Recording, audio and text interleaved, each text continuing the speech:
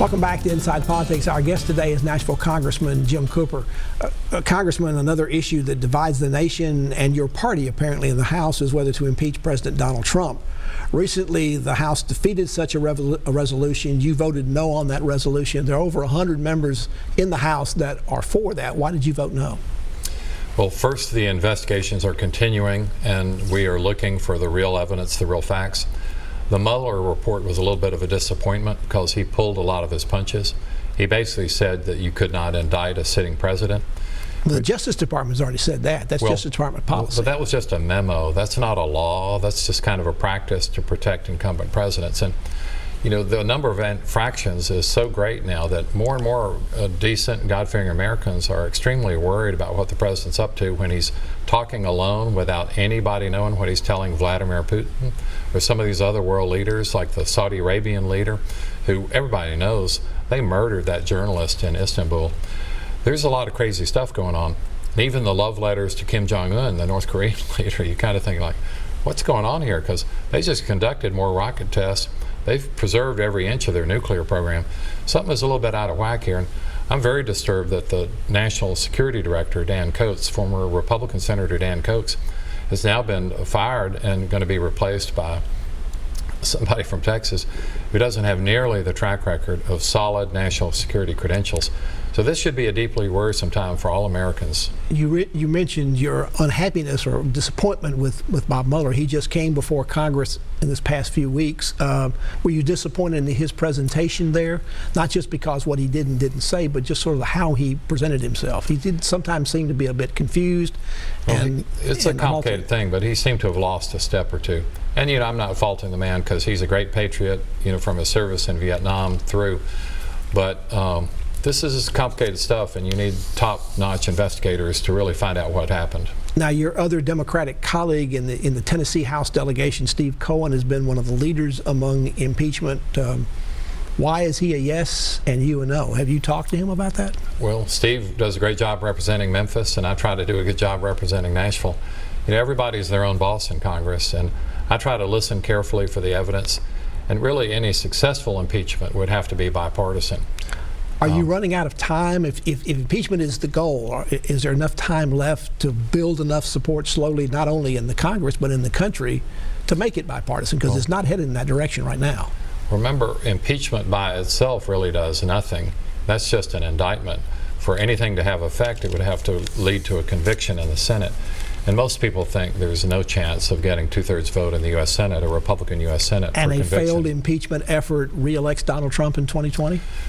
Well, if history is any guide, when Bill Clinton was impeached, all that did was increase his popularity. It did not hurt him. So we don't want to be throwing boomerangs here.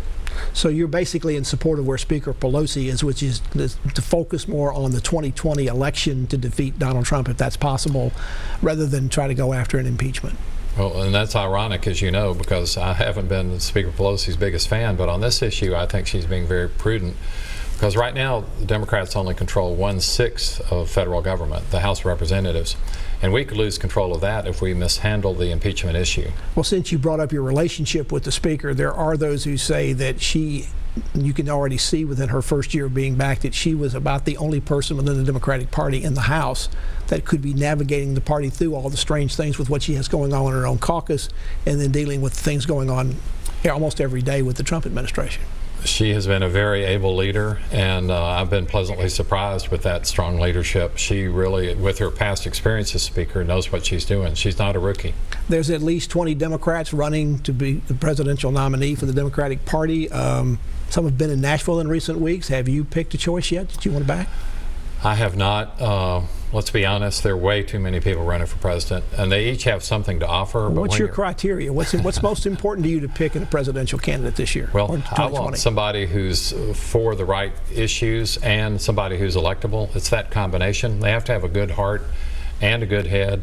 And I'm still looking right now because there's several super attractive candidates. But let's pick one and go with that. The Justice Department is also reviving the use on the federal level of capital punishment. Do you support that decision? It is the law. Well, I think that's a big mistake. The forbearance of previous presidents was very welcome because oftentimes we know now that the wrong guy is caught, the wrong person. Also, there's been an injustice in the way it's been administered. Capital punishment is never something to be proud of.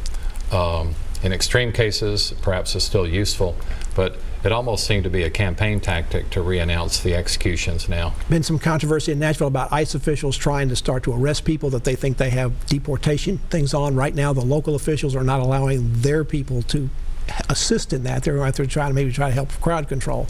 Do you support what Metro is doing about that?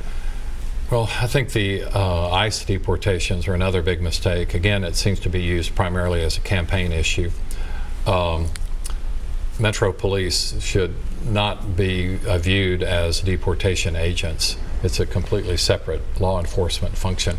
So immigration is a contentious issue. There have got to be ways to solve this. There's a bipartisan bill 5 years ago the U.S. Senate passed overwhelmingly, and we were never allowed to vote on it in the House. So there almost seems to be a deliberate political effort by one party to make this a political football, and that's very unfortunate. One, very quickly, you're getting briefed on a regular basis about what's going on in the Persian Gulf with Iran. Are we close to war? Do you believe the briefings that you're getting? Well, war with Iran would be a huge mistake. In fact, really the AUMF, the authorization to use military force, doesn't even apply to Iran. So we have a lot of work to do there, and I hope the president will be slow to anger. Congressman Cooper, thank you much for coming in as you always do. Thank you, Pat. Always good to be with you. See you in the future. And thank you for joining us this week on Inside Politics. Hope you'll be back here again for a future show. If you can't get enough politics in the meantime, go to the News Channel 5 website. You'll find my Capitol View commentary there. There's new commentary posted every Friday afternoon. Enjoy the rest of your weekend, and we'll see you back here next time. Goodbye.